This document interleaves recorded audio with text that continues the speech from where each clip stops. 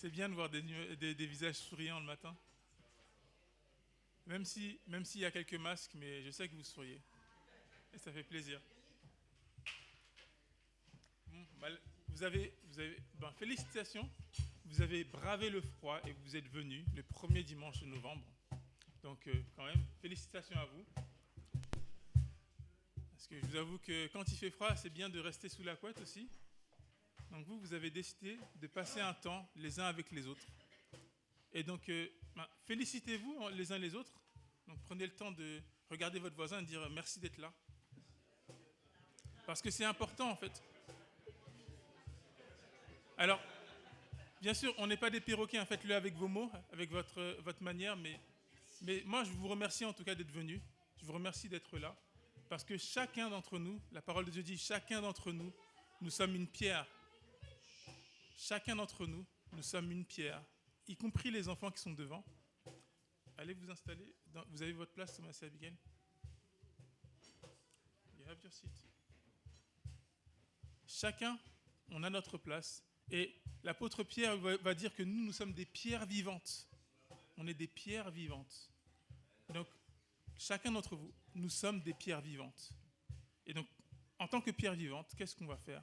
On va louer le Seigneur. On va l'adorer en esprit et en vérité. Et avant de démarrer le culte, j'avais un passage à cœur. Donc, je vais vous le lire. C'est dans Apocalypse.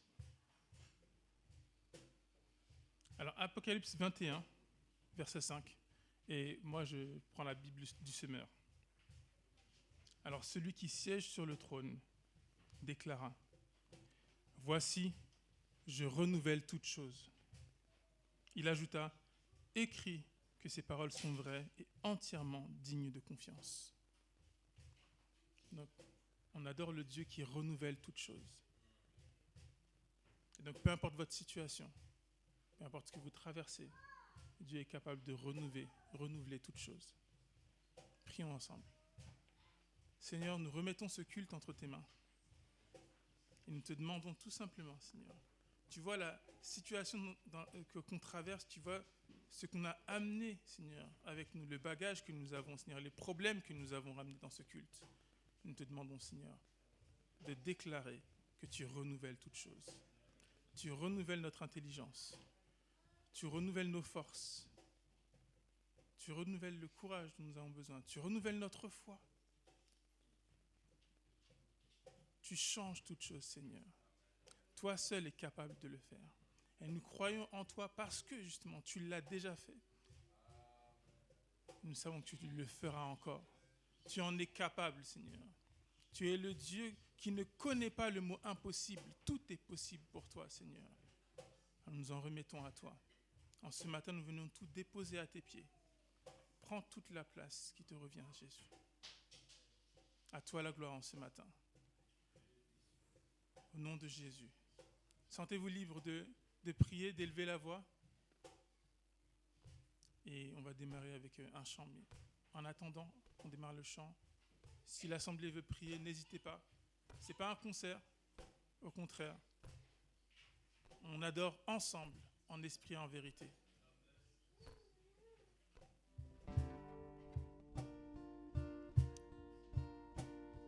Me voici à genoux devant toi, j'abandonne tout,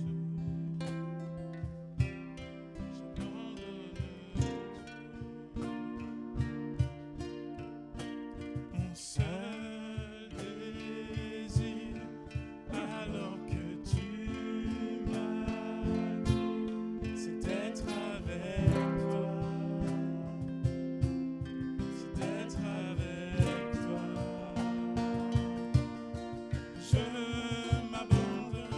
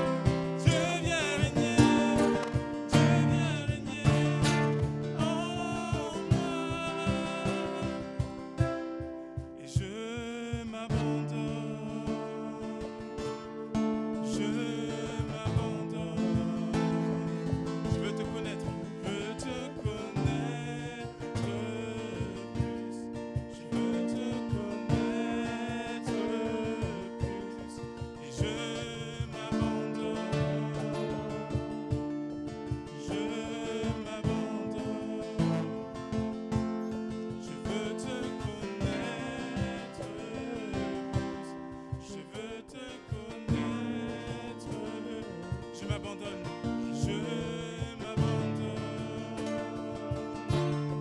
je m'abandonne.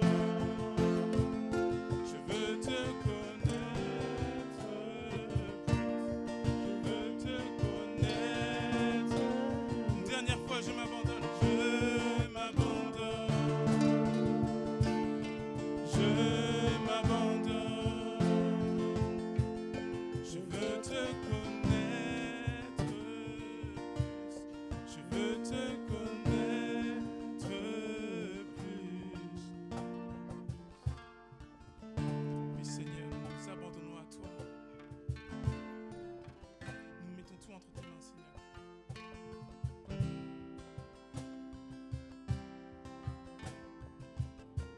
Sentez-vous libre d'élever la voix.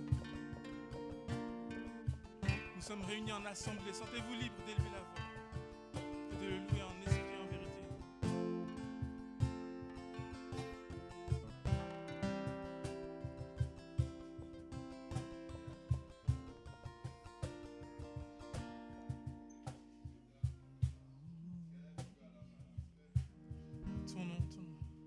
Ton nom est le plus grand. Ton nom est tout puissant. Ton nom est au-dessus de tout. Puissance, autorité, royaume et dignité.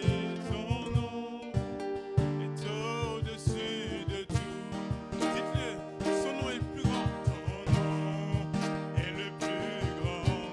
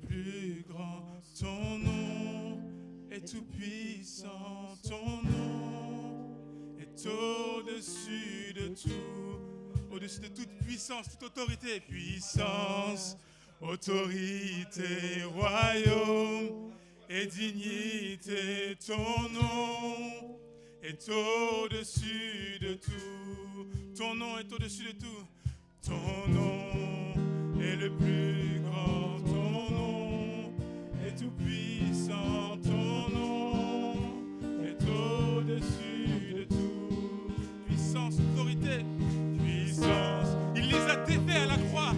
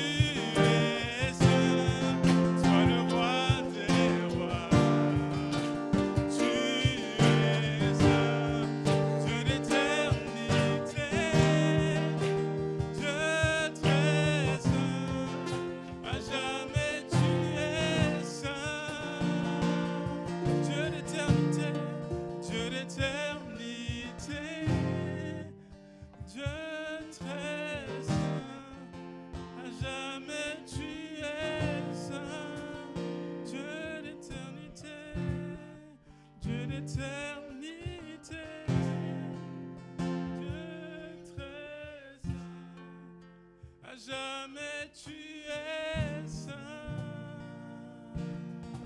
Proclamons-le, notre Dieu est saint. Notre Dieu est saint. Et les anges crient saint, saint, saint est l'Éternel des armées. La terre entière est remplie de sa gloire.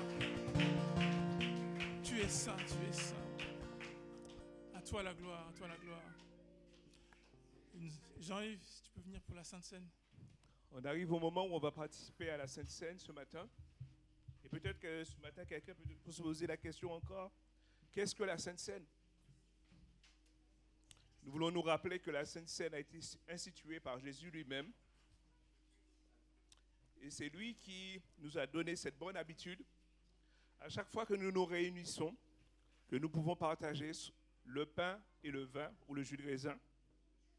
Parce que cela nous rappelle qu'un jour, il est mort pour chacun d'entre nous et qu'il est ressuscité pour chacun d'entre nous. Et la deuxième question peut-être ce matin, est-ce qu'il y a des conditions pour prendre la Sainte Seine? Je rappelle que la Sainte Seine, ce n'est pas la table d'une église. Quelle que soit l'église d'où vous venez, si vous avez fait la paix avec Dieu, ça veut dire si vous vous êtes repenti, si vous avez confessé vos péchés, vous avez donné votre vie à Jésus, vous le reconnaissez comme Sauveur et Seigneur, vous pouvez participer à la Sainte Seine.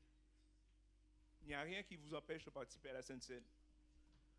Je rappelle toujours, être baptisé, passer par les eaux, baptisé par immersion, reconnaître que je suis pécheur devant Dieu, reconnaître qu'il est mon Sauveur et mon Seigneur. C'est les seules conditions.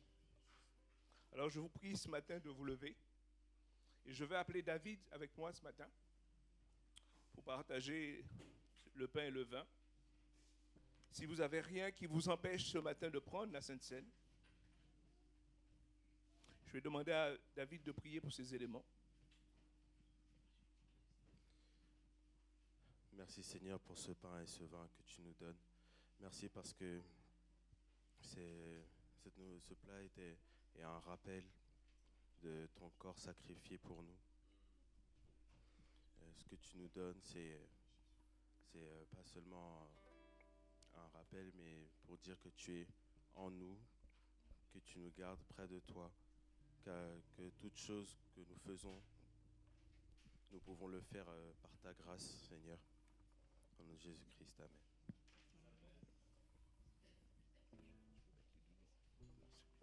Pendant ce moment de distribution de la Sainte Seine, vous pouvez prendre le pain et on va élever la coupe ensemble. C'est l'occasion aussi de prier, de remercier Dieu pour tout ce qu'il a fait pour vous. Vous n'avez pas besoin de faire une longue prière. Si vous voulez, vous pouvez faire une longue prière, mais vous n'avez pas besoin de faire une longue prière. Simplement lui dire merci pour tout ce qu'il a fait pour vous. Tous les anges. Et tous les anges et les saints s'inclinent devant toi. Les vieillards déposent leur couronne devant l'agneau que Dieu chante. Tous les anges et les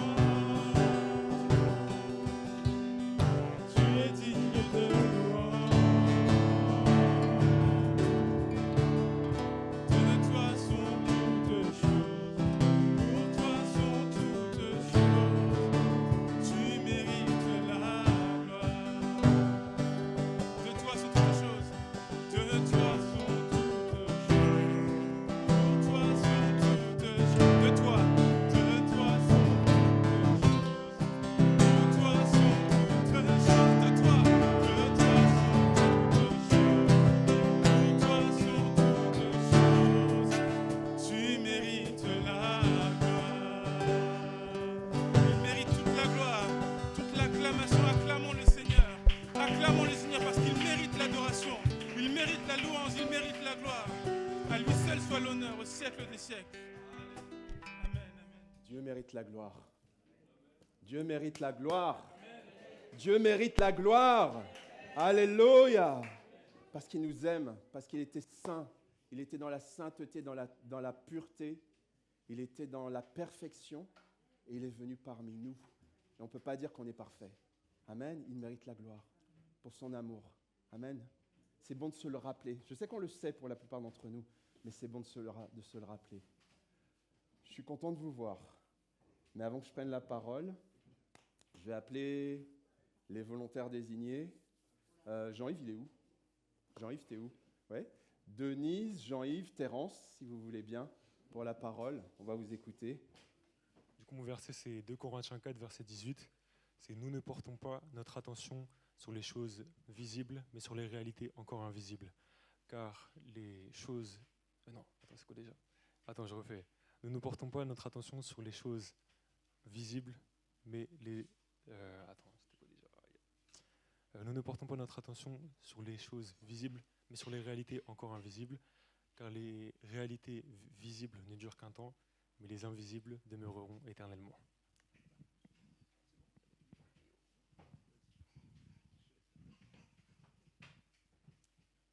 Donc, je pense que le psaume que je vais réciter, c'est un psaume que tout le monde connaît, mais que j'ai appris depuis mon enfance. C'est le psaume 23. « L'Éternel est mon berger, je ne manquerai de rien. Il me fait reposer dans de verts pâturages. Il me dirige vers les eaux paisibles. Il restaure mon âme. Il me conduit dans les sentiers de la justice à cause de son nom. Quand je marche dans la vallée de l'ombre de la mort, je ne crains aucun mal, car il est avec moi. Ton bâton et ta houlette et ton bâton me rassurent. Tu dresses devant moi une table en face de mes adversaires. Tu oins d'huile ma tête et ma coupe déborde. Oui, le bonheur et la grâce m'accompagneront tous les jours de ma vie, et j'habiterai dans la maison de l'Éternel jusqu'à la fin de mes jours. Amen. Les 3 versets que je vais vous dire se trouvent dans Luc. Après, je vous dirai le chapitre et le verset. Il nous est dit que les 10 disciples revinrent et ils disent « Même les démons nous sont soumis. » Jésus leur dit « Je voyais Satan tomber comme un éclair. Je vous ai donné le pouvoir de marcher sous les serpents, les scorpions et sur toute la puissance de l'ennemi sans que rien vous nuise. Cependant, ne vous réjouissez pas que les démons vous soient soumis, mais réjouissez-vous de ce que vos noms sont écrits là-haut. » C'est Luc 10, 17 à 20.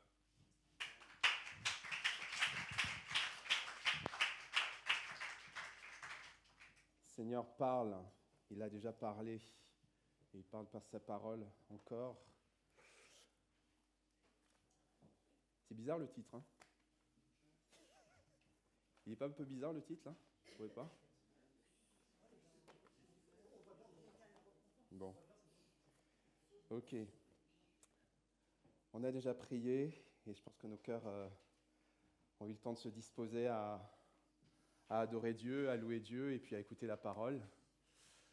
Alors, je voudrais vous proposer quelque chose. Imaginez que vous avez accès à ce trésor, un super trésor, magnifique. Ok? Mais vraiment incroyable. Alors, je sais que parler de trésor avec l'actualité qu'il y a eu au Louvre, c'est un petit peu délicat, mais on oublie ça. Ok? C'est un super trésor et vous avez une clé. Vous avez une clé parce que le coffre il est fermé, mais le trésor c'est des millions, des dizaines de millions d'euros et vous avez droit, c'est légal, hein, il n'y a rien de bizarre. Voilà. Et cette clé vous donne accès à tout ça. Est-ce que ça vous intéresse? Qui ça intéresse? Bon, il y en a qui ont déjà des millions d'euros, donc ils n'ont pas levé la main. Voilà. Mais en tout cas, voilà, moi ça m'intéresserait si j'ai le droit légal de le faire. Voilà. Bon, là, ce n'est pas des millions d'euros dont je vais vous parler, mais c'est un trésor. Et la clé, eh bien en fait, la clé, c'est la repentance. Ah, déjà, ça vous intéresse moins d'avoir cette clé-là. Hein, je pense, hein, c'est déjà moins intéressant. Hein. Si on me dit que l'obligation, c'est de se repentir pour avoir accès au trésor, ça gratte un petit peu, quoi. Et en fait, ce qui se passe, c'est que quand on entend repentance, on entend quelque chose d'un petit peu, un vieux truc, quoi, hein, un peu, voilà, qui fait mal, qui est pénible, qui est un peu désagréable, en fait. Hein. Le mot repentance, en plus, ça fait un peu genre 18e siècle, quoi. Hein. C'est un peu daté comme mot, hein, quand on l'entend. Je ne sais pas si vous dites repentance tous les jours, mais moi, ça me fait penser, quand j'entends repentance, à tu reviens de vacances, et puis tu ouvres ta boîte aux lettres et tu as plein de factures. Voilà. La repentance, ça me fait penser à quelque chose de désagréable, un peu comme le mois de novembre qui est un peu froid et humide. Moi, j'aime pas le mois de novembre, hein, je vous le dis tout de suite. Je suis pressé que le mois de novembre passe pour qu'on passe à autre chose. Mais béni soit Dieu, il y a des gens qui sont nés au mois de novembre, donc tant mieux aussi. Mais ce matin, je vais tenter de vous montrer quelque chose qui est incroyable dans la parole de Dieu. C'est que le Seigneur, en fait, contrairement aux apparences, c'est ce qu'il a mis sur mon cœur, la repentance, c'est une clé qui permet d'accéder à des trésors spirituels incroyables. Et ce qui est incroyable, c'est que aussi Dieu veut qu'on puisse ouvrir ce trésor. Alors je vais vous inviter, on va prendre la parole, on va prendre la Bible. Luc, chapitre 15. Luc, chapitre 15, s'il vous plaît. Luc, chapitre 15, donc c'est l'évangile. Et je vous projette le... Alors, j'ai la manette là, c'est bon ? Super, merci. Voilà le verset que je vous propose de lire. On va lire, bien sûr, le contexte qui est autour. Mais à un moment, Jésus dit, quand un seul pécheur, toi et moi, on était pécheurs, hein, ou on est pécheurs. Avant de connaître Dieu, Dieu ne nous voyait que comme des pécheurs. Quand un seul pécheur change sa vie, Dieu est dans la joie. Amen. On pourrait presque s'arrêter là. Quand un seul pécheur change sa vie ou se repent, puisqu'on parle de repentance, on va revenir sur le mot tout à l'heure, sa joie est plus grande, la joie de Dieu est plus grande que pour 99 personnes justes qui n'ont pas besoin de changer leur vie. Alors, je vais parler de repentance. Quand on va dire repentance, je vais dire aussi changer de vie, changer de direction, changer d'attitude, changer de comportement. Voilà, j'utiliserai repentance avec différents synonymes, mais c'est ça que ça veut dire. Et puis, on viendra un peu plus en détail sur ce que ça veut vraiment, vraiment dire. Alors, là, quand Jésus dit ça, il est face à des religieux, hein, donc quand on lit les quelques versets plus haut, des religieux qui sont, en train de lui reprocher qu'il parle avec des personnes qu'ils estiment impures, des gens infréquentables. Voilà. Comme Jésus faisait souvent, il parlait avec tout le monde. Il parlait avec des gens qu'on considère bien et des gens qu'on considère moins bien. Il parlait avec des gens qui aimaient Dieu, qui marchaient avec Dieu, et des personnes qui ne marchaient pas avec Dieu, parce que Dieu aime tout le monde. Okay ? Il t'aime, il aime indistinctement tout le monde. Il n'aime pas le péché, mais il aime tout le monde. Okay ? Et c'est toujours vrai aujourd'hui. Et donc, on lui reprochait de fréquenter des gens infréquentables, impurs. Comment ça se fait que tu manges avec eux en plus ? Tu es à table avec eux. Tu parles avec eux, tu manges avec eux, tu partages du temps avec eux. Toi qui te prétends Dieu, tu es avec des gens qui sont impurs. Comment c'est possible ça ? Et pour leur répondre, Jésus utilise une parabole. La parabole en fait d'un berger qui va chercher une brebis qui est perdue. J'imagine que plusieurs connaissent cette parabole, mais je vais peut-être juste la redire rapidement. C'est tout simplement un berger qui perd une brebis, et à un moment donné, on en arrive à ce verset, à un moment, le berger abandonne toutes les brebis qu'il y avait dans son troupeau, il y en avait 99, et il va chercher celle qui est perdue. C'était toi, c'était moi, c'est toi et c'est moi ce matin, cette brebis qui est perdue. Moi, j'ai été cette brebis perdue, et toi et moi, on l'a été, ou on l'est. Et en fait, ce qui est important et ce qui est intéressant et incroyable, c'est que, vous voyez dans ce verset, quand un seul pécheur se repent, je vais utiliser le terme de repentance exprès, justement, parce qu'il gratte un petit peu. Il se repent, Dieu est dans la joie. Repentance, c'est un truc qui est... on n'a pas envie d'entendre ça, et la joie de Dieu. C'est un contraste. Là où les religieux condamnent et voient une malédiction, Jésus y voit une joie.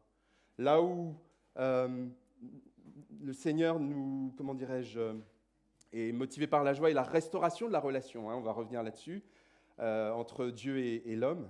Les religieux, ils sont là à juger, à condamner. Voilà.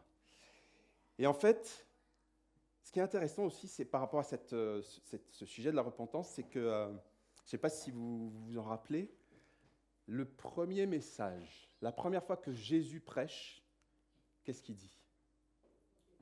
Comment? Repentez-vous. Alors, il ne dit pas repentez-vous, race de vipères. Hein. C'est son cousin qui dit ça. Je ne suis pas venu vous dire ça d'ailleurs, hein, repentez-vous, race de vipères, parce que je me le dirai à moi-même. Et ce n'est pas le message du Seigneur. Il dit repentez-vous, car le royaume de Dieu est proche. Matthieu 4. Repentez-vous, parce que le royaume de Dieu est proche. Ça, c'est puissant. C'est-à-dire que la première chose qu'il dit, c'est changer de vie, changer de direction, changer d'attitude. Et on va voir comment c'est possible tout ça. Alors ce matin, justement, ce qu'on va voir, c'est ce que c'est que vraiment la repentance. Qu'est-ce que ça signifie vraiment? Je vous ai parlé de trésors. On va voir pourquoi la repentance ouvre un accès à des trésors et quels trésors, et puis comment on peut faire concrètement. Alors comme je vous le disais tout à l'heure, j'ai fait exprès de garder le mot de repentance, mais encore une fois, vous entendrez repentance, changer de vie, changer de direction. Voilà, on va y revenir. C'est important qu'on garde ce terme-là parce que le Seigneur veut nous parler ce matin. Alors, qu'est-ce qui gêne en fait? Pourquoi on ne veut pas? Parce qu'on ne veut pas entendre parler de repentance et ça gratte un peu. Je veux dire, on est en 2025, on aurait pu parler autrement, franchement. Non? Non? On ne pourrait pas utiliser un autre terme que ça? Bon, en même temps, il est dans la Bible. Hein. Voilà, donc sinon, on risque d'être un peu en difficulté. Non, c'est vrai que ça fait un peu 18e siècle, ça fait un peu vieux, etc. Mais on n'aime pas le mot repentance pour des raisons, alors comme on l'a dit, de forme. Hein. C'est surtout un problème de forme. C'est le mot qui gêne. Ça fait un peu désuet. Mais au-delà de ça, il y a un problème de fond. Je pense qu'il y a un vrai problème de fond. Repentance, ça veut dire, en gros, je reconnais que je me suis trompé, je demande pardon, je mets un acte en place pour corriger, pour arranger les choses et puis pour changer. En gros, c'est ça. On va y revenir, mais c'est un peu ça en fait. Et le problème, c'est que ta nature, là, ma nature, là, hein, il y a des gens qui ne me regardent pas, qui baissent la tête. Non, non. Nous, on est tous concernés. Hein. Ta nature et ma nature, elle n'aime pas ça. Elle n'aime pas dire je demande pardon. Elle n'aime pas dire je me suis trompé. Elle n'aime pas dire je veux changer de voie, je reconnais que j'ai commis une erreur. On n'aime pas trop ça. C'est vrai ou c'est pas vrai?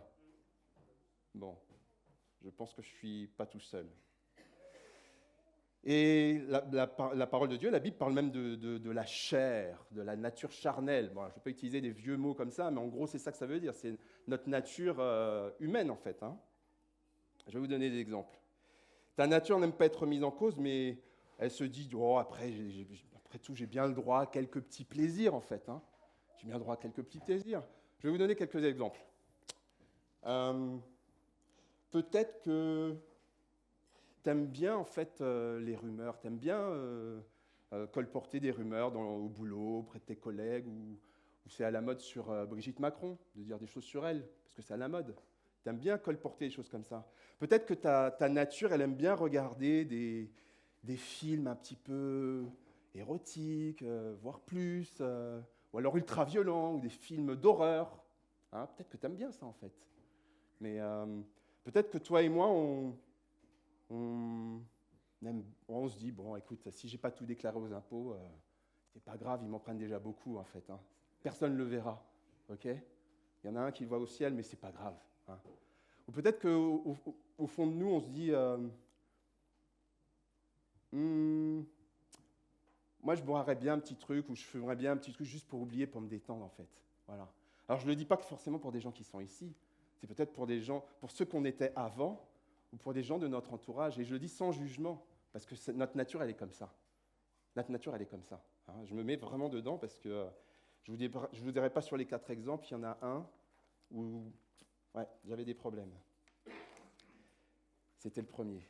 Voilà. Et peut-être que tu aimes quelque chose qui, sur l'instant, te fait du bien.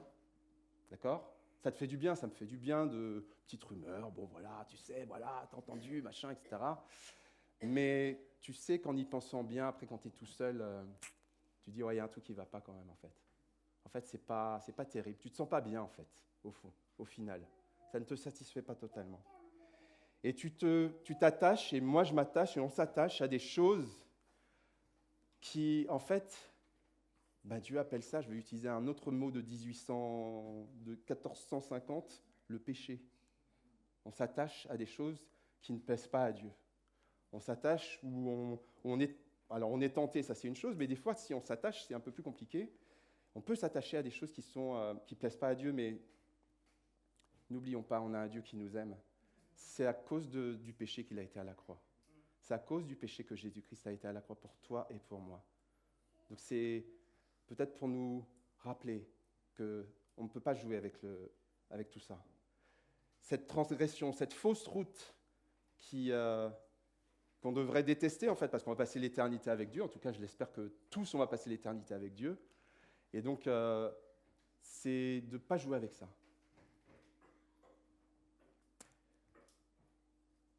Alors le but, c'est pas de culpabiliser, c'est de faire prendre conscience que Dieu a des choses qu'il aime, des choses qu'il aime moins. Mais je vous ai dit qu'il y a une bonne nouvelle, je vous ai parlé de trésor tout à l'heure. Soyez attentifs, on va avancer, on avance.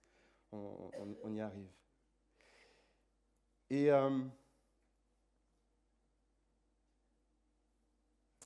si tu marches avec le Seigneur, si tu es chrétien ou si tu es chrétienne, attention au risque de ne pas vouloir te repentir. Parce que des fois, on a envie, on s'arrange un petit peu, on se dit, ouais, bon, c'est pas grave, il m'a fait ci, il m'a fait ça, il le mérite bien, etc. Mais ça fait partie de la marche chrétienne, de se repentir. D'ailleurs, c'est comme ça qu'on a commencé. On a reconnu qu'on était pécheurs pour pouvoir accepter un sauveur, pour accepter Jésus. Est-ce que c'est ça? Oui ou non? Okay? Donc ça fait partie de la marche normale. Mais c'est quelque chose qui peut être renouvelé. Ce n'est pas une chose qu'on fait qu'une seule fois. C'est quelque chose qu'on peut renouveler. Et si tu changes d'attitude, en fait, en te disant « oui, je suis baptisé, voilà, et puis c'est pas grave », c'est un peu comme si tu t'étais fait baptiser et puis quelque part, tu avais pris un bain pour jeter ta vieille nature comme ça, et puis en fait, ta vieille nature, elle est encore vivante, en fait. Et notre vieille nature, il ne faut pas qu'elle soit vivante, il faut qu'elle soit morte dans Jésus-Christ. Alors, on va avancer un petit peu sur ce que ça peut être, en fait, comment dirais-je, la repentance, plus précisément, parce que je vous en parle depuis tout à l'heure. Alors, il y a des mots comme ça, 3 petits mots là, en hébreu, en grec. Bon, ce n'est pas un cours, mais c'est juste pour dire qu'en fait, il y a des racines à tout ça, en fait. Les mots qui sont utilisés pour parler de la notion de repentance, de changer de vie, de changer de direction, de changer d'attitude, changer de comportement. Vous prenez le mot que vous voulez dans la Bible, dans l'Ancien et dans le Nouveau Testament, il y a des mots très très précis. Il y a un mot, le premier là, arata, ça veut dire remords, sentiment de culpabilité. Des fois, c'est bien d'avoir ce remords. Des fois, c'est bien d'avoir le sentiment de culpabilité. Pas de rester dedans, parce que ça peut nous détruire, évidemment, mais d'avoir pris conscience de certaines choses, de regretter certaines choses. Mais après, il faut avancer, par la grâce de Dieu. Il faut avancer, il ne faut pas rester là-dessus. Il y a un autre mot que j'aime beaucoup, et j'ai retrouvé un bouquin qu'une amie de Brigitte m'a offert dessus, ça s'appelle Teshuva, la Teshuva. Ça te parle, hein, Brigitte, hein? La Teshuva, voilà. La Teshuva, ça veut dire le retour. On revient à Dieu. On revient vers le Père. Voilà, c'est un retour. On rentre à la maison, en gros, quoi. Et il y a un autre mot qui est très puissant, qu'on a beaucoup dans le Nouveau Testament. C'est le mot, vous voyez le troisième mot, c'est quoi après Teshuva? Oui. Voilà, métanoïa. Je ne sais pas si vous avez déjà entendu ce mot-là. Je n'ai pas fait de grec, mais ce que j'ai vu, ce que j'ai lu sur Internet, c'est que ça veut dire transformation intérieure, changement de mentalité, changement d'état d'esprit. Ok? C'est ça que le Seigneur attend de nous, c'est ça qu'il veut nous dire. C'est ça que le verset qu'on a lu tout à l'heure dans Luc 15 veut dire. Changement d'état d'esprit, transformation intérieure. Alors ça veut dire que le Seigneur Le Seigneur, par la repentance, il nous permet de profondément regretter le mal qu'on a pu faire vis-à-vis des autres, vis-à-vis de nous, vis-à-vis de Dieu. Mais ça va plus loin que ça, c'est que ça doit être accompagné du désir de réparer. Ce n'est pas juste « je regrette », c'est que le Seigneur il met dans ton cœur le désir de réparer. Si c'est possible, ce n'est pas toujours possible, mais si c'est possible, de pouvoir réparer. Il met dans ton cœur, dans mon cœur, en fait, et ça c'est puissant, et ça c'est plus teshuva, quand il est parlé de ça. Il est parlé souvent de revenir à Dieu, de changer de cœur, changer d'attitude, etc. dans la première partie de la Bible, dans l'Ancien Testament. C'est qu'en fait, on répond à l'amour de Dieu. C'est-à-dire que,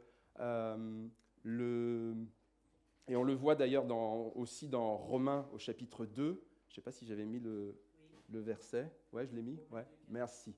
Romains 2, 4, on répond à l'amour de Dieu. Dans Romains 2, 4, il est dit, c'est la bonté de Dieu qui te pousse à la repentance.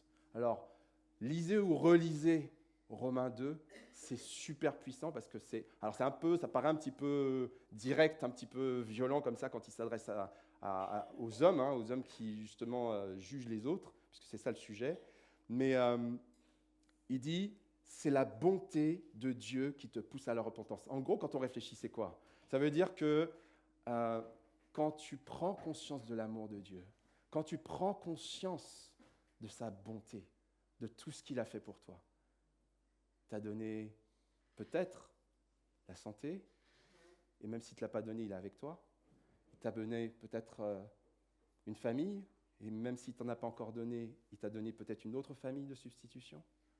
Il t'a donné une famille spirituelle, il t'a donné du travail, et même si tu n'en as pas pour l'instant, il peut pourvoir. Ok ? C'est la bonté de Dieu qui nous amène à prendre conscience et parfois aussi à changer de direction. Alors, ce qui est fort aussi, c'est qu'il y a des actes derrière ça. Ce n'est pas juste dans le cœur et dans l'esprit, c'est aussi qu'il y a une volonté de changement, il y a des actions qui sont mises en place. On va y venir. Alors, il y a quelques modèles comme ça de changements radicaux dans la Bible. Est-ce que vous en avez qui vous viennent à l'esprit? Dans la Bible, des personnages, des personnes qui ont radicalement changé. Saul de Tarse, ouais. Il s'est repenti, on peut dire ça? Ouais. Oui, il a changé de direction quand même. Ouais. Ouais. Jonas, ouais. Jonas, le poisson, ou la baleine pour ceux qui veulent. Ça va? Ok. Jonas, ouais. David, ouais. Qui a dit David? David, ouais, complètement. David, tu peux expliquer pourquoi? Par rapport à qui? Par rapport à quoi? Avec Bathsheba, ouais. Et Uri aussi, parce qu'il a fait tuer Uri aussi. Il a fait tuer le mari pour coucher avec la femme. Donc voilà. Ok, j'ai entendu autre chose. Moïse, il s'est repenti. Quel épisode? Quel moment?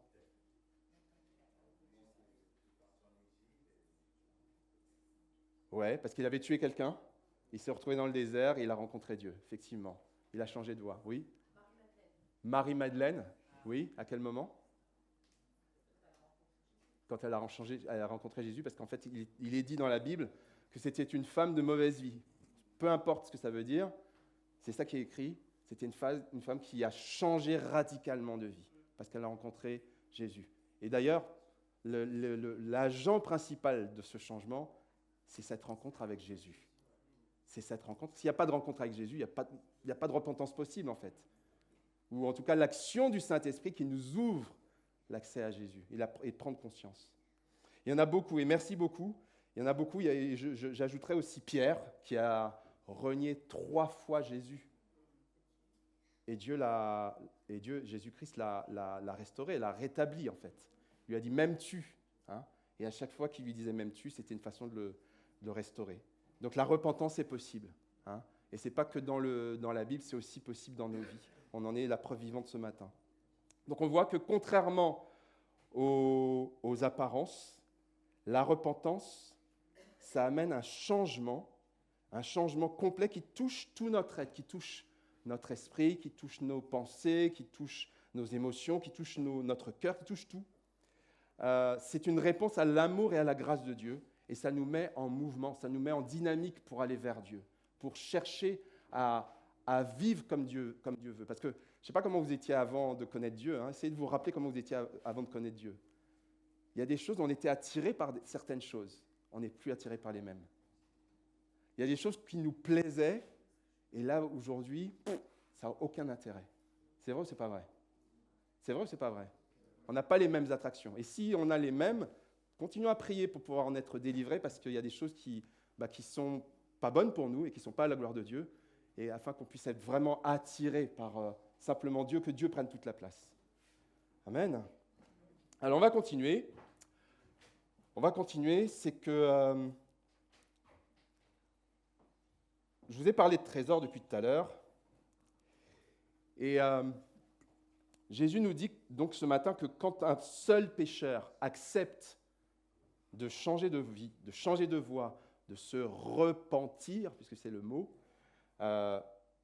Dieu et les anges sont heureux.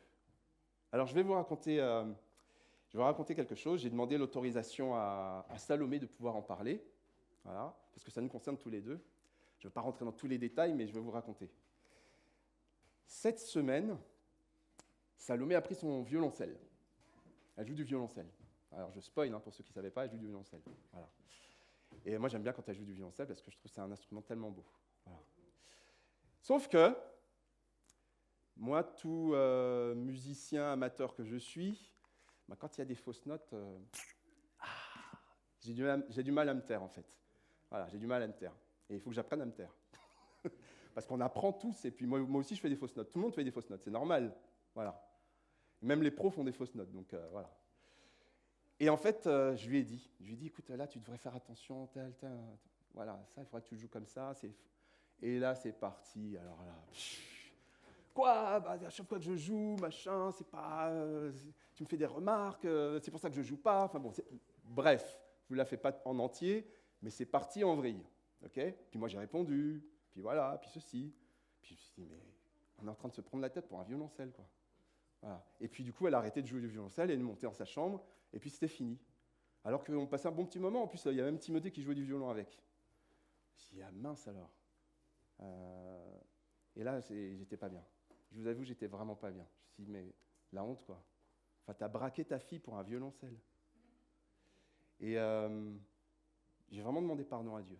Je me suis dit, je me suis humilié. J'ai dit, écoute, oui, je suis le papa, mais enfin, j'ai pas tous les droits non plus. Le Seigneur, il dit, Père, n'irritez pas. Mais il dit aussi, enfants, obéissez à vos... Il est juste. Bon. Mais là, dans le cas présent, c'était « Père, n'irritez pas vos enfants ». Et j'ai dit « Pardon, Seigneur ». Je me suis excusé auprès du Seigneur. Et puis, en fait, je suis monté, je me suis excusé, on en a parlé, etc. etc. Et en fait, ça m'a surpris. Ça m'a surpris. J'étais agréablement surpris. Elle était ouverte à ce qu'on parle. Et en fait, le dialogue a pu être établi, et voilà. Et ça a pu être retissé. Alors, je lui ai demandé l'autorisation d'en parler ce matin, parce que voilà. Mais moi, le plus important dans cette histoire-là, c'était que notre relation, elle soit rétablie. Ok ? C'était que la relation soit rétablie. Je me fiche du violoncelle, voilà, on joue bien, on fait des fautes, peu importe, on s'en fiche de ça. Mais le plus important, c'était la relation avec ma fille. Et bien là, quand on parle de la repentance, c'est ça, en fait. C'est moi qui étais le repentant dans l'histoire. Ok ? Mais le plus important, c'est que la relation soit rétablie. Amen. On va y revenir. Alors, justement, je vous ai dit qu'il y a des trésors. Alors, on va voir le premier trésor. Il y en a 3. Alors, j'aurais dû faire 3 slides différentes. Vous allez voir les 3 d'un coup. C'est pas grave. Vous allez m'écouter quand même. C'est pas grave. Alors, voilà les 3 trésors. Je vous avais dit que c'était un beau trésor. Hein, ok ? Voilà. Mais il est céleste. Il est spirituel. Hein. Je n'ai pas de pierres précieuses à vous donner ce matin. Le premier, c'est la réconciliation. Si on revient sur, sur ce passage de Luc 15 qu'on a lu tout à l'heure, il est dit que le berger a été chercher une brebis. C'est-à-dire que le berger symbolise Dieu qui a été chercher toi et moi. C'est ça que ça veut dire. Et en fait, ce que Dieu veut, c'est de retisser la relation qui a été rompue entre toi et moi. C'est ça qu'il veut, en fait. C'est ça qu'il a fait. Okay ? Il a payé le prix pour ça. Et le plus important, c'est la réconciliation. Ta repentance, ma repentance, c'est le passage obligé pour te réconcilier avec Dieu. C'est un passage obligé. Voilà. Que tu le connaisses ou pas, et si tu ne le connais pas encore, je suis venu te dire ce matin que le Père céleste, Dieu, Jésus, Dieu te cherche. Dieu te cherche. Peut-être que tu t'en rends pas compte, peut-être que tu ne fais pas attention, peut-être que tu t'en fiches, peut-être que tu mets de côté, peut-être que tu dis que ce sera pour plus tard, mais Dieu te cherche, il veut se réconcilier avec toi, il veut une rencontre avec toi, il veut que tu apprennes à le connaître, que tu l'aimes de plus en plus, que tu passes du temps avec lui. C'est ça qu'il veut. C'est ça qu'il veut. Comme il est prêt à le faire avec tous ses enfants. Et si tu le connais déjà, je suis là pour te dire que Dieu connaît toutes tes pensées. Il sait que parfois tu estimes ne pas avoir besoin de repentance. Peut-être tu te dis non, je n'ai pas besoin. Tu sais très bien qu'il y a un problème, mais tu te dis non, je n'ai pas besoin. Alors que tu sais que tu as mal parlé, tu as mal agi envers toi, quelqu'un de ta famille, ton entourage, envers la société, envers Dieu, envers Brigitte Macron, envers qui que ce soit. Ok ? J'ai dit Brigitte Macron exprès pour lever les têtes, parce que je savais que ça... Voilà. Mais en tout cas, voilà, le Seigneur veut cette réconciliation avec toi. Il veut cette réconciliation aussi, et j'ai l'impression que c'est un peu la conséquence du passage qu'on a lu tout à l'heure dans Luc 15, quand il est parlé du berger, donc de Dieu, de Jésus qui a été chercher cette brebis, toi et moi. Il y a une conséquence aussi, c'est une conséquence sur notre réconciliation avec les autres humains. Est-ce que ça vous est déjà arrivé de vous réconcilier avec quelqu'un ? Peut-être récemment. Est-ce que vous êtes réconcilié avec quelqu'un ? Et c'était important pour vous ? Ouais. Ouais. Est-ce que... Vous pouvez relever les mains, s'il vous plaît ? Ouais. Ok, ça marche. Est-ce que, Michael, tu pourrais nous raconter courtement, c'est possible ? Tu ne savais pas, hein ? Est-ce que tu peux... Non, c'est pas obligé, hein. Courtement nous dire, sans rentrer dans les détails, mais nous dire un petit peu les circonstances, ce que c'était, voilà, ce qui était en jeu, et surtout ce que le Seigneur a fait. C'est ça qui est intéressant. Après, c'était pas énormément de choses, mais c'est un peu une situation comme toi, c'est par rapport à ma femme. Mais Olivier, en fait, c'est juste une situation où peut-être on peut reprocher la chose à quelqu'un d'une certaine manière, la personne est blessée, et tu te rends compte que j'ai abusé quand même. Donc tu te remets en question, Dieu te parle, et après tu prends aussi, tu mets ta fierté et ton ego de côté, des fois aussi grâce à l'aide de Dieu, parce que c'est pas tout le temps facile, et tu t'excuses. Hein, c'est ça, c'est exactement ça. Ok, merci beaucoup. Je pense qu'on est plusieurs qui aurions pu dire la même chose. Alors qu'on soit en couple ou pas, hein, même les célibataires, même les enfants, peu importe les situations, je pense ça nous parle bien ce que tu nous as dit. Il y a une deuxième chose, donc là je vais aller sur la deuxième pierre, la deuxième pierre précieuse. Vous voyez ce qui est écrit en dessous ? Joie. Il y a plus de joie. Pardon, c'est pas il y a plus de joie, pardon. Non, c'est pas ça que je voulais dire. Le verset qu'on a lu, Luc 15. Il y a de la joie, voilà, il y a de la joie dans le ciel. Voilà. Je vais le reprendre ici, je devrais le connaître par cœur. De même, je vous le dis, il y a plus de joie dans le ciel pour un seul pécheur qui change de direction que pour 99 autres qui n'ont pas besoin de repentance ou de changement de vie. C'est la joie, il est parlé de la joie. Je ne sais pas si vous vous rendez compte, en fait, par la repentance, on provoque la joie dans le ciel. C'est incroyable. Enfin, nous comme ça, là, juste de chair et de sang, avec l'Esprit de Dieu en nous, juste nous, des petits humains, on peut provoquer la joie dans le ciel. Non, vous ne réalisez pas, en fait. Je crois que vous n'avez pas compris. On provoque la joie dans le ciel. Dieu est heureux. Dieu est heureux, les anges se réjouissent. Ils font la teuf là-haut, là. Parce que toi et moi, on s'est repentis. On a demandé pardon. C'est incroyable. Et bien sûr qu'on peut avoir un impact, souvent on pense à l'impact négatif qu'on a, on pense à ce qu'on fait mal, voilà, ce verset qui dit aussi, et qui est juste, hein, n'attristez pas le Saint-Esprit, on peut attrister Dieu, on peut le peiner, on peut par notre désobéissance, par notre injustice, etc. Mais on peut aussi le réjouir. Moi je trouve que c'est une bonne nouvelle, ok ? C'est une bonne nouvelle, on peut provoquer la teuf là-haut, et un jour on fera la teuf là-haut aussi. Amen. C'est la joie dans la présence de Dieu. Et d'ailleurs, Jésus nous le montre. Quand on lit les évangiles, moi, c'est un truc que je trouve incroyable. C'est que Dieu, il est ému par les gens. Il n'est pas indifférent, ce n'est pas un robot, je suis Dieu, machin. Il est vraiment ému par les gens. Il est ému par ce centenier là, qui vient demander la prière pour son serviteur. Ça touche son cœur. Plusieurs fois dans la Bible, c'est écrit « ému de compassion ». Il ressentait quelque chose. Alors oui, il était 100% humain, il était 100% Dieu. Mais Dieu a cette compassion. D'ailleurs, on le voit dans l'Ancien Testament aussi. Et on le voit jusqu'à la fin de la Bible. Dieu a cet amour, cette compassion. Il n'est pas insensible. Donc on a un impact, on provoque de la joie. Et même cette joie, elle rejaillit sur nous. Si on réfléchit, si on repense un petit peu à toutes ces... Alors pour ceux qui ont levé la main, et puis peut-être pour les autres, parce que peut-être vous vous rappelez maintenant qu'il y a une fois vous êtes réconcilié avec quelqu'un, cette réconciliation, cette repentance qui vous a amené à vous réconcilier, elle a provoqué aussi la joie chez vous, la paix chez vous. Ça y est, la tension, elle est tombée. C'est vrai? OK? Et c'est ça que le Seigneur veut. Pas que tu en sois tout le temps dans le ressentiment, il m'a fait ci, il m'a fait ça, voilà. Il y a une expression, une vieille expression, j'entendais quand j'étais gamin, c'était « je vais lui garder un chien de ma chienne ». Vous avez déjà entendu cette expression-là? C'est-à-dire? C'est vieux, hein, c'est très très vieux. Non mais tu sais, l'histoire c'est important, Sarah. Donc voilà. Et puis la troisième pierre, et je voudrais arriver à ça, c'est que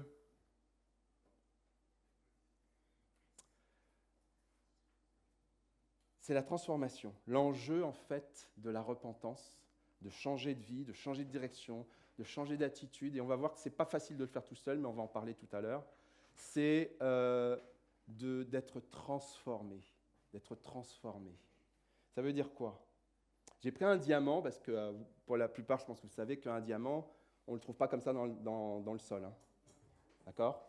C'est un truc qui ressemble à rien. Je ne sais pas si vous avez déjà vu un diamant brut, ou enfin en tout cas ce qui prépare le diamant. C'est un gros caillou noir qui ressemble à rien, mais c'est quand on l'a nettoyé, poli, travaillé, etc., ça prend un certain temps, et c'est pour ça que ça coûte cher, qu'on en arrive à ça. Mais quand on le voit, on se dit, on le jette, et puis voilà. OK? Mais c'est cette transformation. Dieu ne cherche pas ton bien-être et mon bien-être. Il ne cherche pas juste à te bénir et à me bénir. Ce n'est pas son but. Oui, merci Seigneur s'il nous bénit. Merci Seigneur si on est bien. C'est mieux quand même. Mais ce n'est pas son objectif. Son objectif, c'est qu'au travers de la repentance, du changement de direction, au travers de ce changement de vie, ou d'orientation, ou d'attitude, tu arrives en fait à être transformé à l'image de Jésus-Christ. Que tu puisses être saint. Ça, c'est encore un autre mot bizarre. Saint, ça veut dire à part. Ça ne veut pas dire parfait. Il n'y a que Dieu qui soit parfait. Mais saint, ça veut dire à part. Ça veut dire que le Seigneur, il a un travail à faire en toi et en moi pour qu'on soit transformé, qu'on ressemble à Jésus. OK? Est-ce que vous voulez que le Seigneur fasse ce travail en nous? Est-ce que tu veux que le Seigneur fasse ce travail en toi? Amen. Est-ce que tu veux que le Seigneur fasse ce travail en France, dans notre entourage, dans le monde? Amen. On prie pour ça. On prie pour ça. Donc son but, c'est, je vous disais tout à l'heure, métanoïa, c'est qu'on change d'avis, qu'on change d'attitude, qu'on change d'intention, qu'on change de mentalité et qu'on déteste en fait le mal, qu'on le rejette le plus possible.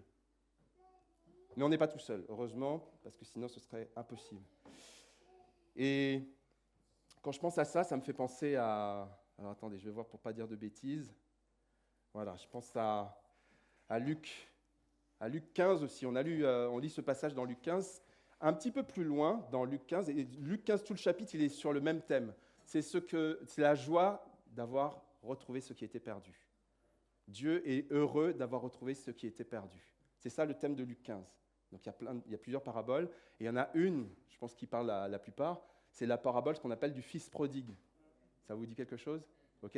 Le fils prodigue, en très court pour celles et ceux qui ne sont pas au clair, et je pense notamment peut-être sur Internet, c'est un père qui a deux fils.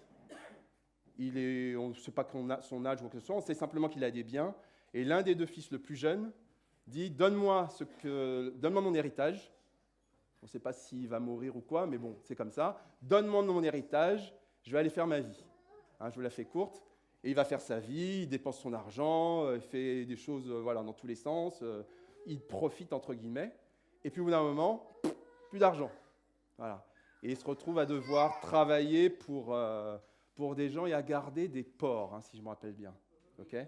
Des porcs. Donc on est en milieu juif, les porcs, ça gratte, quoi. Hein. C'est pas terrible, quoi. Voilà. Et donc il finit par, comment dirais-je, prendre conscience de sa situation. Il dit non, là vraiment, là j'ai fait n'importe quoi. Là j'ai fait n'importe quoi. Il commence à demander pardon à Dieu et il finit par, il prend la décision d'aller voir son père et de lui demander pardon et puis de se mettre à son service et voilà. Il prend cette initiative-là. Donc on voit bien qu'il se repent, il change de direction.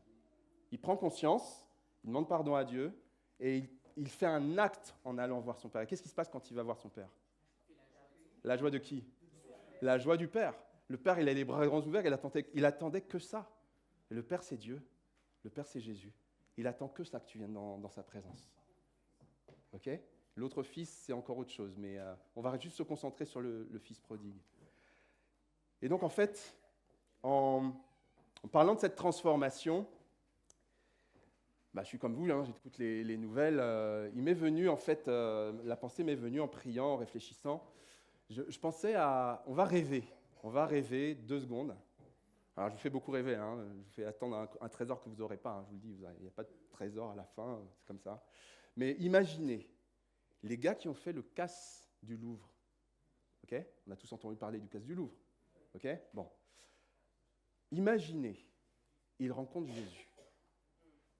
Imaginez qu'ils rencontrent Jésus. Je ne sais pas comment, voilà. Je ne sais pas combien ils sont, je ne sais pas comment ils ont fait, enfin voilà, il y a les caméras, machin truc, mais imaginez, ils rencontrent Jésus. Et ils sont touchés par Jésus. Et ils se repentent. Ils demandent pardon à Dieu. Qu'est-ce qui va se passer? Comment? Ouais, ils vont rendre les bijoux. Enfin, s'ils existent toujours, hein, parce que peut-être qu'ils sont partis dans le monde entier maintenant, mais peut-être, ouais. Ils vont peut-être restituer. Qu'est-ce qui va se passer encore? Ils vont se rendre. S'ils se rendent, qu'est-ce qui se passe? Ils iront en prison, c'est logique. Il y aura un jugement, ils seront en prison. C'est logique. Ok. Mais au-delà de ça, c'est effectivement, je vous dis c'est virtuel, hein, mais bon, c'est pas si virtuel que ça, je vais vous expliquer après. Et qu'est-ce qui peut se passer d'autre? Moi, ils vont témoigner de la rencontre avec Jésus. Donc la gloire reviendra à Dieu. Ok? Peut-être qu'il y aura une remise de peine, on ne sait pas. Voilà, ça appartient à Dieu et à la justice, effectivement. Mais ce qui peut se passer aussi, c'est qu'ils vont rompre peut-être avec le milieu du banditisme, du crime. Ils vont peut-être, parce qu'ils vivaient en cavale, ils étaient toujours cachés, etc., ils vont peut-être, renouer avec des relations passées. Parce que peut-être ils étaient séparés, ils avaient coupé les ponts avec leur famille, leurs amis, etc., parce qu'ils avaient une vie qui était un peu spéciale. Okay? Et peut-être que voilà, ils vont retisser tous ces liens-là. Il va se passer une réconciliation, il va se passer une restauration. Peut-être que cette joie qu'ils avaient perdue, ils vont la retrouver. Et peut-être qu'au fond, le Seigneur va les transformer. Vous voyez l'importance de la repentance pour toi et pour moi. Alors, toi et moi, on n'est pas des grands bandits. Hein. Je pense qu'il y a quelques semaines, quand il y avait le braquage, on n'était pas dans les parages, en tout cas pas dans la salle, en train de faire bzzz, machin, là. On n'était pas en train de faire ça. Je ne pense pas, hein, j'espère. Voilà. Mais non, sérieusement, en fait, ça me faisait penser aussi à 2 personnes. Je vais vous montrer 2 visages. Il y en a peut-être un que vous connaissez. Voilà. À gauche, c'est Yanis Gauthier, le pasteur Yanis Gauthier. Je parlais de braquage, c'est un ancien braqueur. Et aujourd'hui, il est pasteur. Okay? Le Seigneur a transformé sa vie. Et ce que je vous disais là en disant on va rêver, ceci, cela, c'est exactement ce qui lui est arrivé. Son témoignage, c'est ça. Okay? Alors, il n'a pas braqué le Louvre, mais il en a fait quand même pas mal. Okay? Et de ancien braqueur, il est devenu enfant de Dieu et pasteur. Il a une famille, il a déjà prêché ici, j'ai déjà discuté avec lui. Enfin, c'est vraiment un enfant de Dieu, authentique. Dieu est capable. Et puis le deuxième, vous le connaissez? Est-ce que vous le connaissez? Non? Il s'appelle John Ramirez. John Ramirez, c'est un Américain d'origine mexicaine, latino, enfin peu importe. Alors, je ne veux pas vous faire peur, mais c'est un ancien prêtre sataniste. Ok? Sataniste. Je ne vous le montre pas parce que c'est un sataniste, je vous le montre parce qu'aujourd'hui, c'est un évangéliste. Dieu l'a rencontré. je ne vais pas vous raconter son témoignage, allez-y, John Ramirez, il y a son témoignage, alors souvent en anglais, mais des fois en français. Et aujourd'hui, c'est pareil que toi et moi. Il est enfant de Dieu, il sert Dieu, il a une famille, sa vie est restaurée. Incroyable, il a fait le chemin que je vous ai dit là. Pareil, il a commencé par la repentance. Dieu lui a donné cette réconciliation avec lui. Il a connu la joie dont je vous ai parlé. Et Dieu le transforme et l'a transformé et continue à le transformer comme il le fait pour toi et moi. Alors évidemment, on n'est pas des anciens braqueurs, on n'est pas peut-être, je ne sais pas, des anciens satanistes, mais peu importe, quel que soit notre parcours, si Dieu a fait ça pour eux, à plus forte raison, il peut le faire pour toi et pour moi. Oui ou non? Amen. Et il le fait. Alors, tu as besoin de le vouloir, de consentir à ce que Dieu fasse ça. Tu as besoin d'obéir à Dieu. Tu as besoin de faire des efforts pour pouvoir y arriver. Mais parfois, ça ne suffit pas. Et là, je vais terminer là-dessus. Dieu est avec toi pour atteindre le trésor. Parce que tout seul, la bonne volonté, c'est bien, c'est nécessaire, les efforts, c'est bien, etc. Mais tout seul, tu ne peux pas atteindre ce trésor. Et tu as absolument besoin d'une personne, c'est le Saint-Esprit. Tu as absolument besoin de lui. Parce que sans lui, tu ne peux pas y arriver. Alors, rapidement, on a parlé tout à l'heure du fils prodigue. Je ne vais pas redire l'histoire, puisque voilà, le fils a pris conscience et il en est arrivé à ce que sa relation soit restaurée. Mais que tu sois chrétien ou pas, que tu sois en chemin ou pas, que tu sois à l'arrêt, que tu recules, peu importe, le Saint-Esprit te parle. Le Saint-Esprit te parle. Des fois, on ne fait pas attention, mais le Saint-Esprit nous parle. C'est peut-être cette petite voix, c'est peut-être cette voix un peu plus forte, c'est peut-être voilà, de différentes manières. Et dans ma petite histoire avec Salomé que je vous racontais tout à l'heure, le Saint-Esprit, il a collaboré avec moi. Je vais revenir là-dessus 2 minutes. C'est le Saint-Esprit qui m'a fait prendre conscience, l'Esprit de Dieu en moi, qui m'a fait prendre conscience que ça n'allait pas, en fait. Parce que j'aurais pu me dire, je suis le papa, elle n'écoute pas, puis tant pis pour elle, quoi. Okay, c'est la réaction un peu basique que j'aurais eue il y a très très longtemps. Mais le Seigneur a fait cette action-là. Et ce n'est pas pour mettre en avant, c'est juste pour dire que Dieu fait ça. Il peut le faire pour chacun d'entre nous. Et moi, mon action, ça a été de m'humilier. Parce que moi, j'avais aussi mon rôle, c'était de m'humilier, de demander pardon. Voilà. Mon action, ça a été d'y aller vraiment. Mais l'action du Saint-Esprit, ça a été de toucher le cœur de Salomé. Ça a été de faire que la relation soit retissée. Vous voyez ? Donc on collabore avec le Saint-Esprit.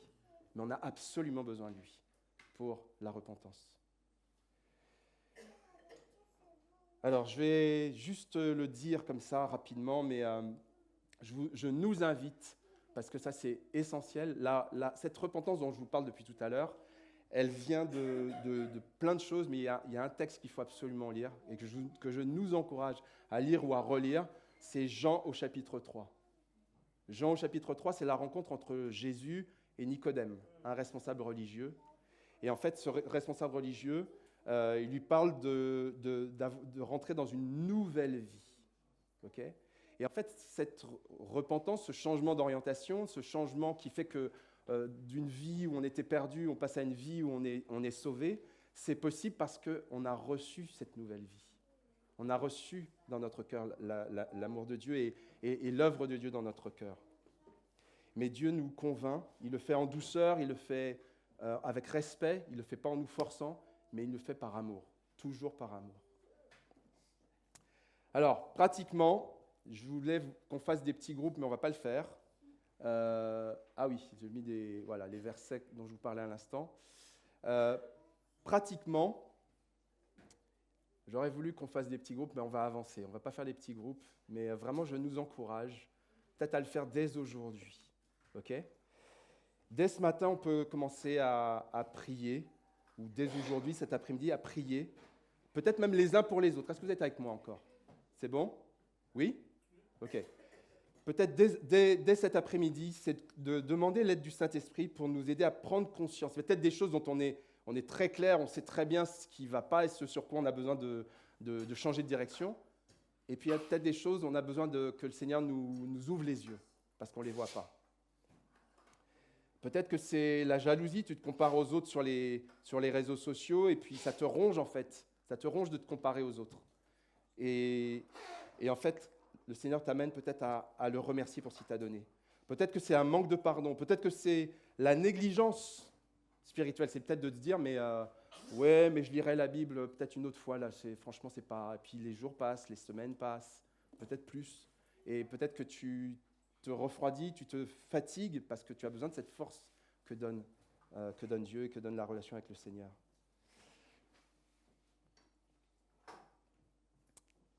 Alors, juste pour être au clair, il y a plein de sujets qu'on pourrait avoir. On pourrait prendre le temps de prier, mais on ne va pas le faire là ce matin, ensemble.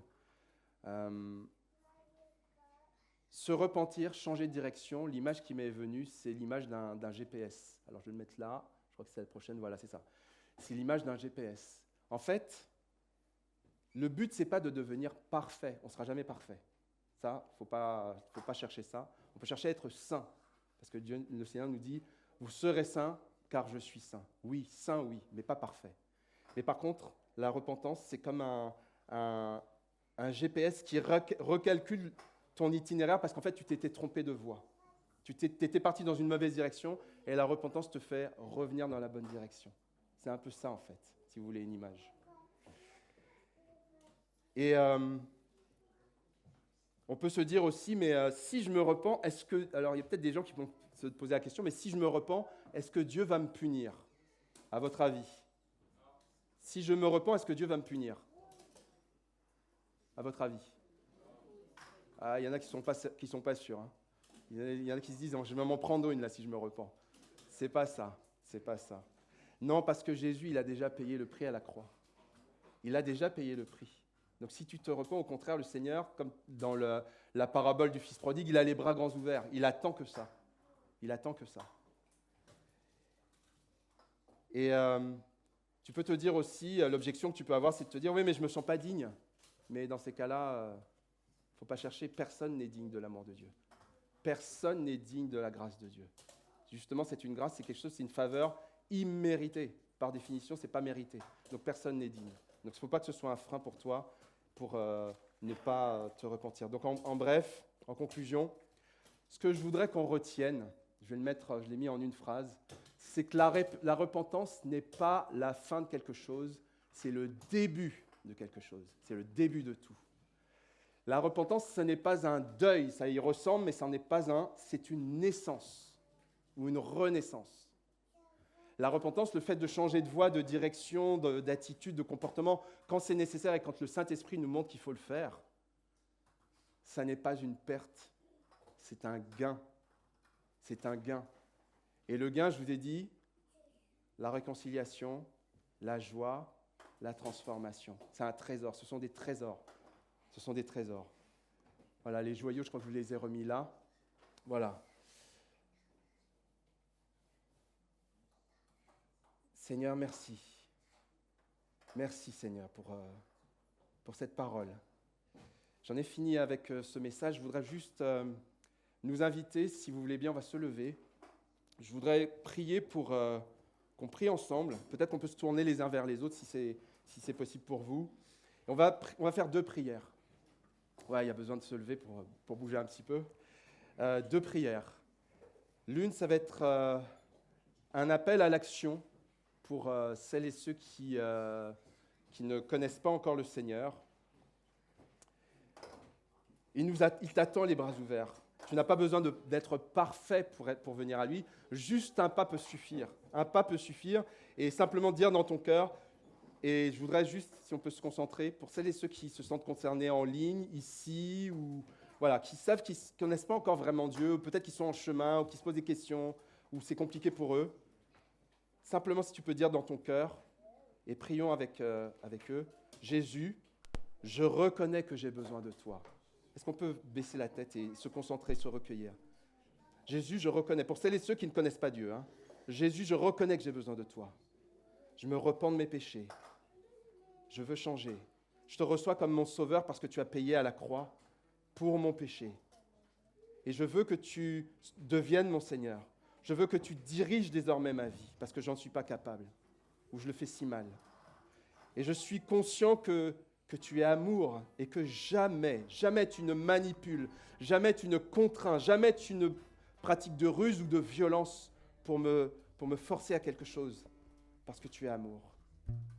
Seigneur, je veux te recevoir. Je veux changer de voie. J'ai besoin de toi. Je veux changer de direction. Tout ce qui m'attire et au fond de moi, je sais que c'est pas bien, mais je ne sais pas dire pourquoi. Mais je reconnais et je ne veux pas une culpabilité qui m'écrase. Seigneur, je veux te dire que je t'aime, je te reçois. Deviens le Seigneur de ma vie. Je te donne les rênes, je te fais confiance parce que je sais que tu es amour. Et je l'ai vu autour de moi. Peut-être. Alléluia, Jésus. Dieu merveilleux.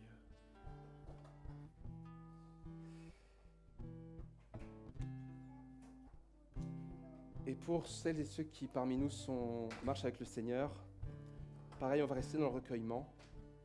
On pourra continuer à prier plus tard.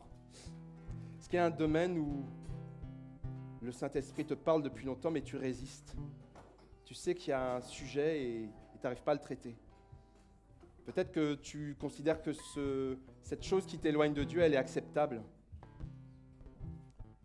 Peut-être que tu as une relation ou des relations à réparer, une habitude ou des habitudes à abandonner.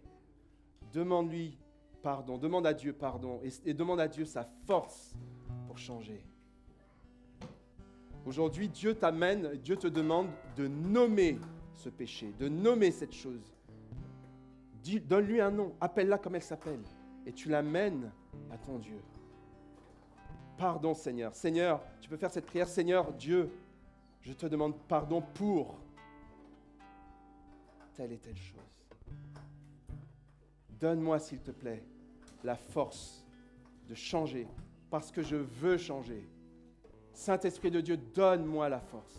Accompagne-moi, conduis-moi, parce que de moi-même, je ne peux pas y arriver. J'ai besoin de toi. Parce qu'il y a des trésors. Et ces trésors, je les veux. Et tu les as prévus pour moi. Alléluia. Béni sois-tu, Seigneur, tu es saint. Tu es digne de gloire, Dieu merveilleux. Tu es digne de gloire, Dieu magnifique. Le Seigneur connaît nos cœurs, il connaît nos prières. Peut-être que là, on va se quitter et si vous voulez qu'on parle à part, qu'on prenne un temps pour prier, venez me voir. Je sais que Nadège doit partir très vite, mais venez me voir. Et puis il y a d'autres choses qu'on peut faire pour aller plus loin aussi par rapport à ce message, si ça vous a parlé. C'est peut-être de trouver un binôme de confiance pour prier avec lui. Le Seigneur nous dit dans Jacques, confessez, et c'est important, écoutez-moi, confessez vos péchés les uns les autres et priez les uns pour les autres afin que vous soyez guéris. C'est ce que dit le Seigneur. Donc un binôme qui va prier, qui va te contacter peut-être une fois ou deux, peu importe la forme, pour prier avec toi sur le sujet dont peut-être que tu as remis devant Dieu ce matin, pour chercher la direction de Dieu avec toi, pour que tu puisses atteindre ce trésor des repentis, ce trésor que Dieu te réserve. Peut-être une autre chose que tu peux faire, c'est de prendre du temps avec Dieu, à part. Montre-moi, Saint-Esprit de Dieu, ce qui ne va pas. Et fais en fonction. Fais en fonction. Voilà, il y a plusieurs autres choses que le Seigneur peut te mettre à cœur, mais le but, c'est de provoquer cette joie dans le ciel. Et cette joie, elle rejaillira sur toi. Cette réconciliation, cette transformation. Ce trésor va être pour toi. Parce que si tu dis oui, et si tu pars d'ici sans agir, tu vas passer à côté de quelque chose. Saisis l'occasion. Et regarde Dieu faire des merveilles dans ta vie. Parce que vraiment, vraiment, c'est génial la repentance. Alléluia. Gloire à ton Saint nom, Dieu saint. Amen. Amen. Amen, Dieu saint. Nous allons passer au temps des annonces. Alors, cette semaine... Il faut que je fasse ça. Oui, pardon. Oh là là, je vais trop vite. Et non. Et toujours pas. Oui. Cette semaine, nous nous retrouvons pour les groupes de maison. Jean-Yves souhaite prendre la parole. Vas-y.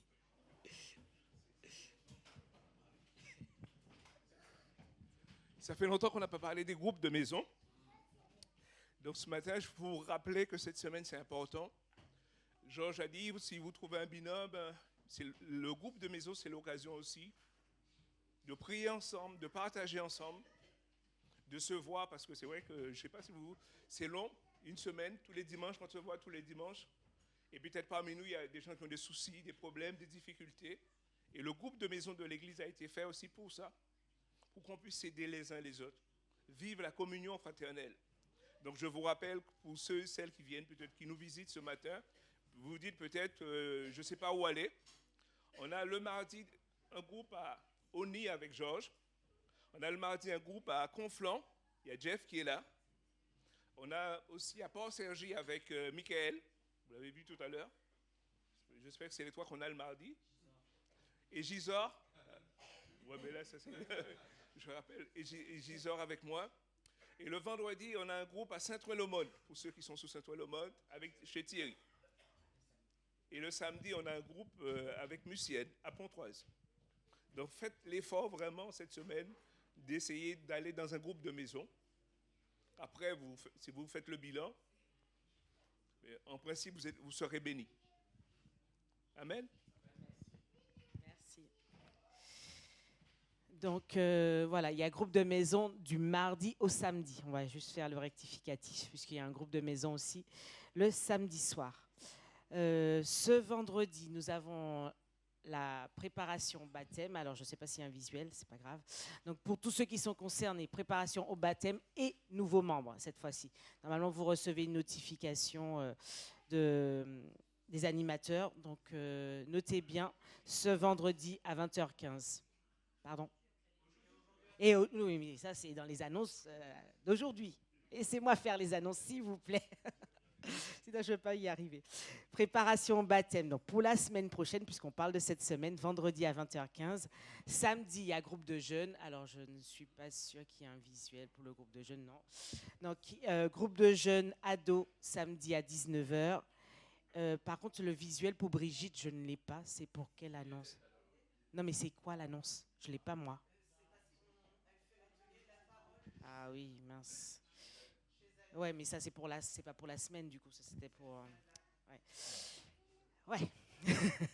Donc, du coup, attendez que je finisse ma semaine parce que je n'y suis pas encore arrivée. Dimanche à 10h30, nous aurons un culte spécial pour l'Église persécutée, comme nous le faisons chaque année et que plusieurs églises le font. Donc, nous aurons un culte spécial voilà, avec nos frères et sœurs de l'Église persécutée, suivi du temps de jeûne et prière à 13h. Donc, vous avez alors je vais mettre le visuel pour Brigitte. Donc, notez sur vos agendas. Donc, c'est pas seulement pour l'équipe de La Parole est comptée. Brigitte nous l'avait dit il y a 2 semaines. Donc, elle nous invite chez elle pour un temps convivial, un temps aussi pour parler de La Parole est comptée. Voilà, le groupe, voilà, comment y entrer, comment ça se passe, la vision et voilà, le but. Donc, c'est le dimanche 16 novembre, hein, c'est ça, oui, 16 novembre à 17h chez Brigitte. Vous pouvez aller la voir si elle est toujours là pour son adresse et pour le déroulement de ce temps. Alors, les parents, n'oubliez pas de récupérer vos enfants. Alors, je profite pour ce temps aussi. Alors, concernant l'espace Mini-Kids, vous aurez des fois des temps d'autonomie avec les enfants. Vous avez la possibilité aussi de suivre le culte par Zoom. Donc, n'hésitez pas à saisir cette opportunité. C'est vrai qu'il n'y aura pas toujours un équipier qui prendra en charge les enfants, mais vous avez la possibilité de leur donner un confort plus agréable pour eux parce qu'ils ont besoin de bouger. Donc, vous avez voilà, une salle réservée pour les enfants, pour les plus petits qui ne peuvent pas aller à l'éveil à la fois. Et vous pouvez suivre en direct le culte. Donc, si vous voulez plus d'informations, n'hésitez pas à venir nous voir.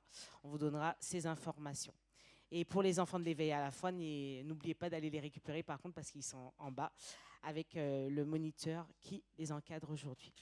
Est-ce qu'on peut se lever? Ah oui, j'ai oublié. Aujourd'hui, voilà, c'est ça quand on intervient dans mes annonces. Aujourd'hui, donc pour ceux qui se préparent au baptême, donc uniquement, il y a un temps aussi de préparation au baptême qui se passe dans la maison. Et Manouchka, normalement, vous a envoyé une information à ce sujet. Est-ce que j'ai oublié quelque chose? Oui. Oui, la thématique. Le thème, c'est la guérison. D'accord.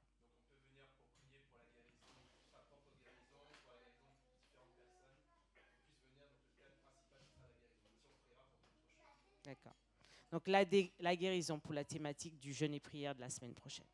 Est-ce qu'on peut se lever pour clôturer notre culte?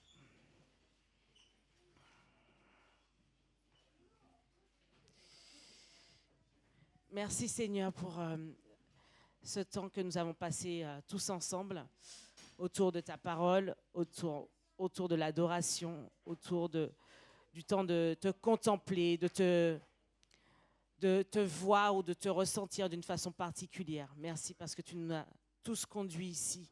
Et pour ceux qui sont connectés, merci parce que tu ne fais rien au hasard. Tu nous l'as rappelé encore. Et merci pour ce temps où tu nous as rappelé l'importance de la repentance.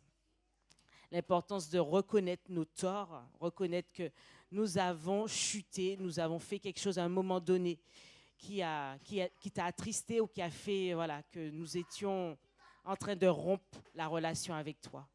Merci de nous aider, Saint-Esprit, encore, à nous laisser toujours convaincre par le fait que nous avons besoin de nous repentir, de revenir à toi. Et tu es là à nous accueillir, les bras grands ouverts, pour nous accorder ton pardon. Merci de nous aider à avoir un cœur sincère qui vient auprès de toi. Et merci aussi parce que tu nous as rappelé que nous avons besoin aussi de nous confier les uns aux autres, que tu nous diriges aussi vers là où les bonnes personnes, pour que nous puissions vraiment avoir un esprit de repentance au sein de cette Église, pour que la guérison aussi puisse s'établir. Tout est tellement lié.